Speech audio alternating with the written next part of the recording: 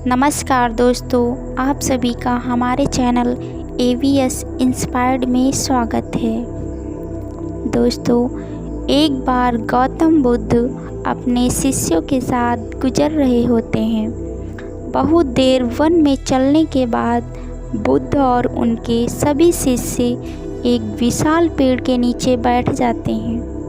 उस पेड़ के नीचे एक अलग सी शांति थी। सभी लोग उस शांति को अनुभव कर रहे थे। कोई भी एक शब्द नहीं बोलता। कुछ देर बीतने के बाद गौतम बुद्ध का एक शिष्य उठता है और बुद्ध से पूछता है, बुद्ध, मैं आपसे एक प्रश्न पूछना चाहता हूँ। बुद्ध कहते हैं, पूछो, क्या प्रश्न है तुम्हारा? शिष्य बुद्ध से पूछता है, मैंने कभी भी आपको दुखी नहीं देखा। आपके चेहरे पर हर समय एक अलग ही मुस्कुराहट रहती है, हमें भीतर तक आनंद से भर देती है।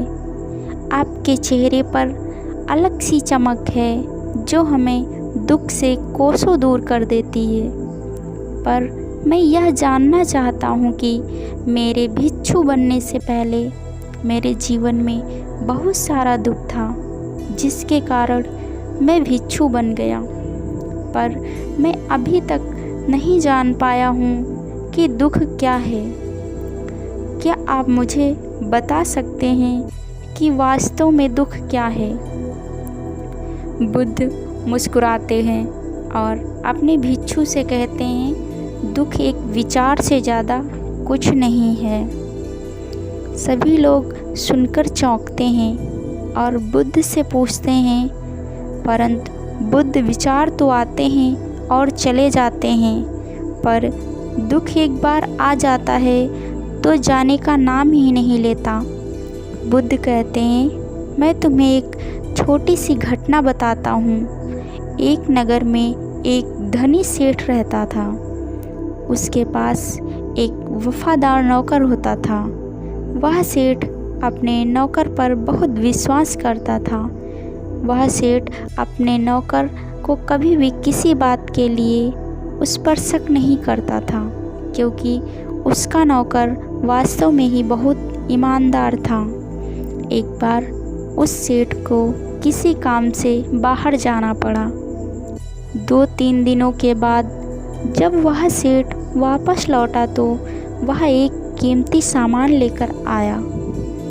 वह उस कीमती सामान को अपने कमरे में सजा कर रख दिया और अपने नौकर से बोला, तुम्हें इसका खास तौर पर ध्यान रखना होगा। ध्यान रहे यह टूटे नहीं, यह मेरा बहुत ही प्रिय है। नौकर कहता है, मालिक, मैं पूरा ध्यान रखूँगा, आप चिंता ना करें। अगले ही दिन वह नौकर पूरे घर की सफाई कर रहा था। सफाई करते करते वह उस सेठ की कीमती चीज़ के पास पहुंचता है और उसकी भी सफाई करने लगा।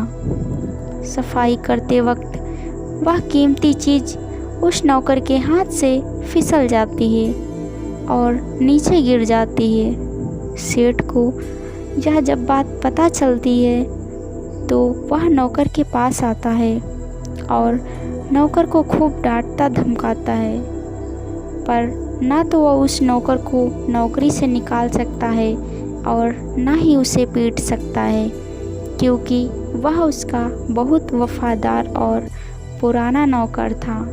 इसलिए वह डांट धमका कर ही उसे छोड़ देता है। सेठ अपने उस कीमती चीज़ के बारे में सोच सोचकर बहुत दुखी हो जाता है। रात होती है और सेठ अपने कमरे में लेट जाता है। सेठ को नींद नहीं आ रही होती है, वह बहुत बेचैन होता है। बेचैनी के कारण सेठ अपने कमरे से बाहर निकलता है और देखता है कि उसका नौकर निश्चिंत के साथ खर्राटे लेकर सो रहा था। वह यह देखकर और क्रोधित हो जाता है। सेठ सोचता है, इसने मेरी इतनी कीमती चीज़ तोड़ दी और इसे बिल्कुल भी चिंता नहीं है। मुझे यहाँ नींद भी नहीं आ रही और यह तो आराम से सो रहा है। सेठ अपने कमरे में वापस चला जाता है। अगले दिन सुबह सेठ सोचता है, मैं इस समस्या से कैसे निकलूं। फिर सेठ को एक तरकीब समझ आती है। वह अपने नौकर के पास जाता है और अपने नौकर से कहता है, मुझे बहुत दुख हो रहा है, यह बताते हुए कि वह जो कीमती चीज़ कल तुमने तोड़ी थी वह मैं तुम्हारे लिए लाया था। मैं चाहता था कि मैं उसे तुम्हें उपहार में दूं, परंतु अब क्या कर सकते हैं, अब तो वह टूट गई है।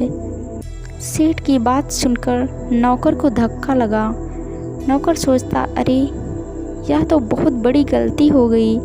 वे इतनी कीमती और महंगी चीज़ मेरे लिए लाए थे और वे मुझसे ही टूट गई। फिर क्या, उस नौकर के मन में बेचैनी पैदा हो जाती है, दुख पैदा हो जाता है। रात होती है और सेठ आराम से सो जाता है और वहाँ नौकर बेचैन रहता है। उसे नींद नहीं आती। क्यों नींद नहीं आती? क्योंकि अब उस नौकर ने उस सेठ की उस कीमती चीज़ को अपने आप से जोड़ लिया था, इसलिए वह दुखी हो रहा था। पहले उस नौकर के मन में यह विचार नहीं था कि वह कीमती चीज़ मेरी है, पर अब उसके मन में यह विचार है कि अगर वह कीमती चीज़ ना टूटती तो वह मेरी होती। बुद्ध कहते हैं, दुख केवल एक विचार है और यह विचार कैसे उत्पन्न होता है, अपने आप को किसी चीज़ से जोड़ने से होता है। हम जिस भी चीज़ को अपने आप से जोड़ देते हैं वह चीज़ हमारे दुख का कारण बनती है। लेकिन वास्तविकता तो यह है कि कोई भी चीज़ हमसे जुड़ नहीं सकती। हर चीज़ आपके पास से आपकी है, पर कुछ समय के लिए, कुछ समय के बाद वह आपसे दूर हो जाएगी। उसे दूर होने की घटना को स्वीकार करें और आगे बढ़ें। दोस्तों, अगर आपको यह कहानी पसंद आई हो तो लाइक, शेयर और हमारे चैनल को सब्सक्राइब करें। धन्यवाद।